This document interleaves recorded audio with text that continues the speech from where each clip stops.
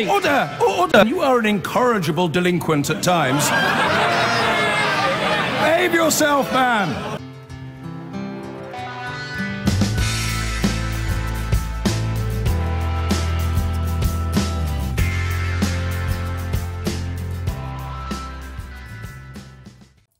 Some breaking news now, and the Home Secretary Amber Rudd has just announced that Dame Lowell Goddard has resigned as head of the independent inquiry into child sexual abuse. I'm joined now by our senior Home Affairs correspondent, Simon Israel. Simon, has been disquiet about Justice Goddard amongst her team for quite some time, hasn't it? There has. And this is another catastrophe to befall a public inquiry that was set up 2 years ago. She's the third chairperson to have had to quit because of controversy. This is about the time she has spent been working abroad, 70 days working abroad, while she's been paid to chair this public inquiry.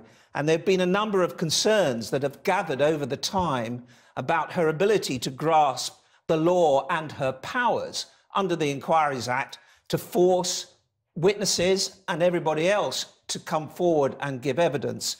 And she was being challenged last week about whether the inquiry could go ahead on the Lord Janner case while Leicestershire Police are investigating it. And she really came across as not too very unsure about where she was. So today we've learnt, and the news is breaking so fast, so I have to go to the mobile phone for the Home Secretary's press release. But tonight, only just a few minutes ago, Amber Rudd issued this press release in which she said, "I want to assure everyone with an interest in the inquiry, particularly victims and survivors, that the work of the inquiry will continue without delay and a new chair will be appointed." Well, given the history of how difficult it has been to get a chair for this inquiry, who knows how much longer that might take. Simon, thanks very much. It is, by any standards, a huge inquiry into an enormous topic. It was originally set up in 2014 by then Home Secretary, one Theresa May. But it got into trouble before it got going, losing the first two people who were put in charge, both accused of having connections that made for conflicts of interest or loyalty. Then it was put on a statutory footing last year, it was completely reconvened, and all seemed to be in place. Dame Lowell Goddard, brought in from New Zealand, appointed to run it. She set out how it would work. She expected it to last for several years. But tonight, she's gone. It was all moving slowly, and so it was not great PR to find Goddard had spent weeks back in Australasia on top of her official leave. Chris Cook reports. The head of the official inquiry into past handling of child abuse has resigned.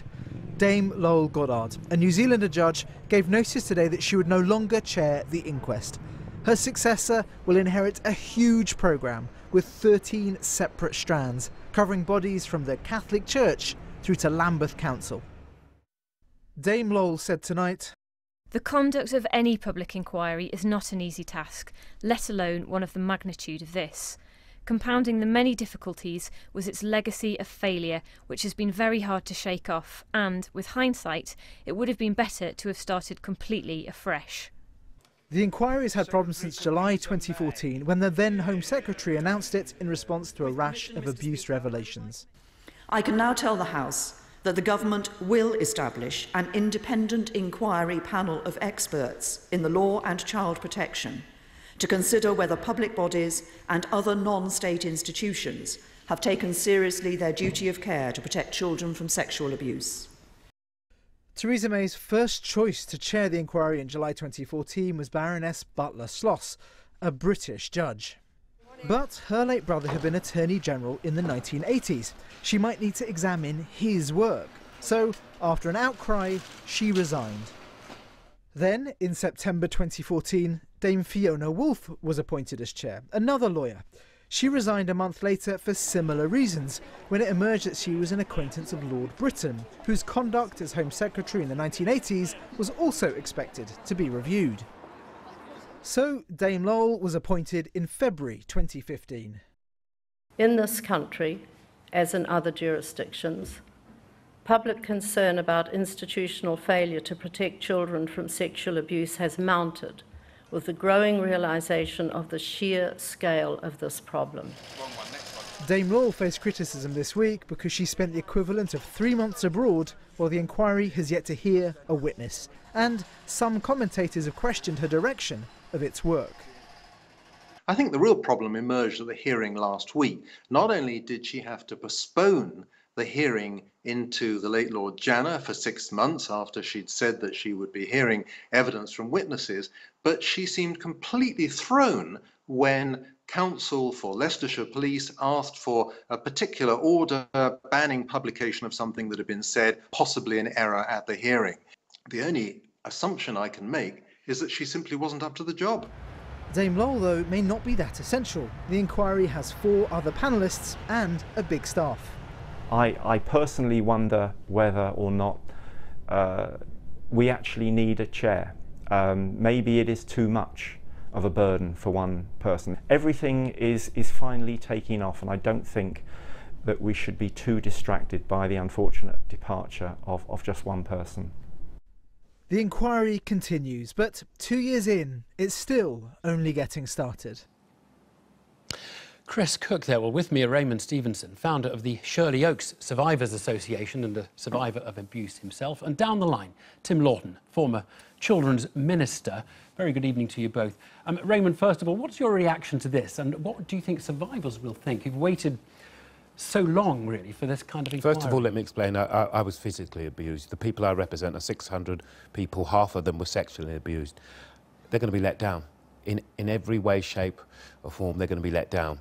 They're going to be let down because some of them went through this 30 years ago in investigations by the police. Some of them went through this with other investigations, and they kind of really relied on this to be the last swan song, the last chance to really get justice. Were you happy with Lowell Goddard?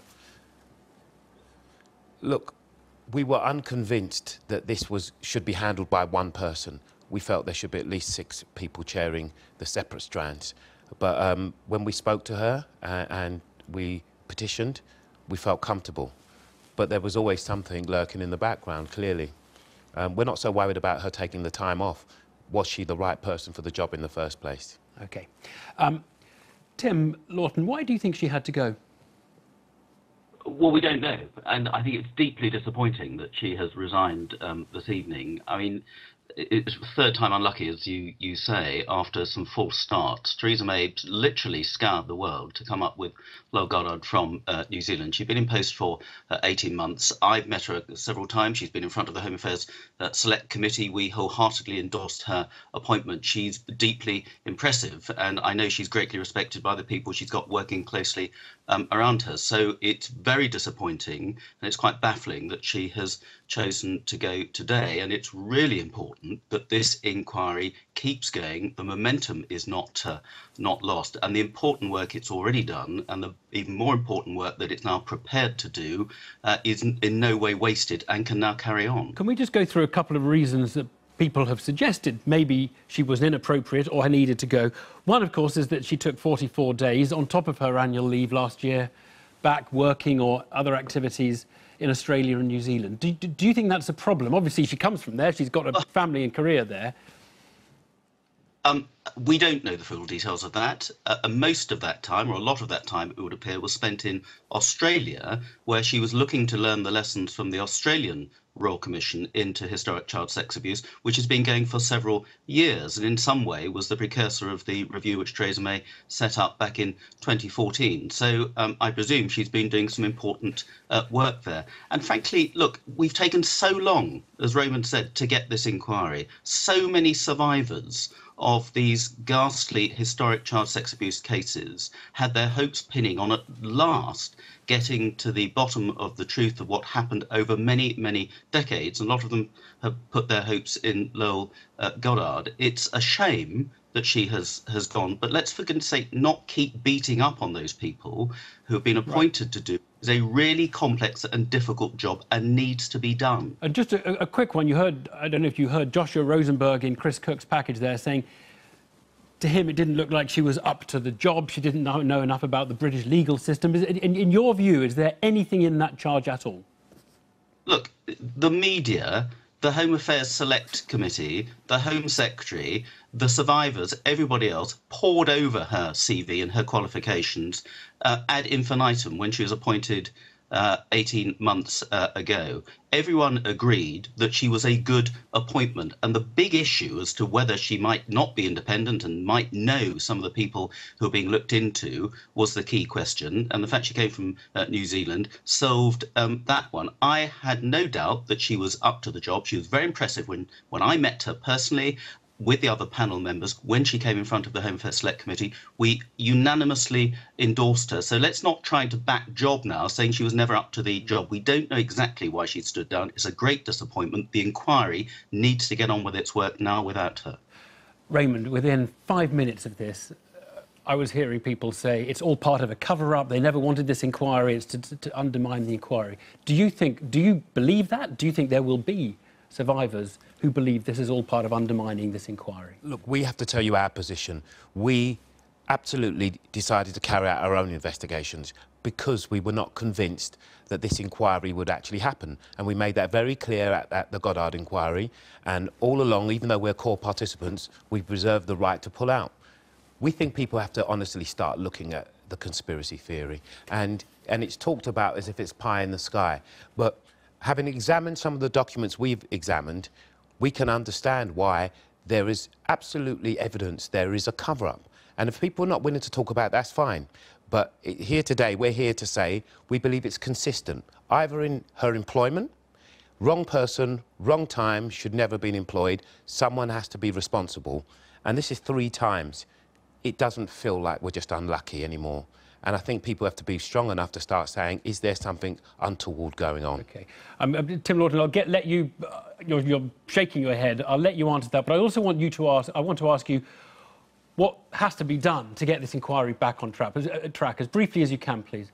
Well, OK, well, the momentum needs to keep going. As you've heard in your report, the chairman is not the be-all and end-all. There are about 150 people working for this inquiry. There are 4 other very distinguished advisory panel members. There's a consultative panel of survivors. There's an academic consultative panel. Many, many people are part of this inquiry. So the work needs to go on, including meetings with survivors, I gather, are happening tomorrow. And then the Home Secretary needs to look at other possible names to take on the head. The work of the inquiry went on with all the problems we're having over Elizabeth Upsloss and then Fiona Woolf until Lowell Goddard was actually appointed as well. But just to come back to the conspiracy theories, I understand survivors who have had their allegations and their stories pushed under the carpet for so many years would feel highly cynical about this. But look, those of us who've called for this inquiry over so many years are absolutely determined. And I know Theresa May, as Home Secretary, now as Prime Minister, is absolutely determined that this inquiry does it work. It's working and absolutely gets to the bottom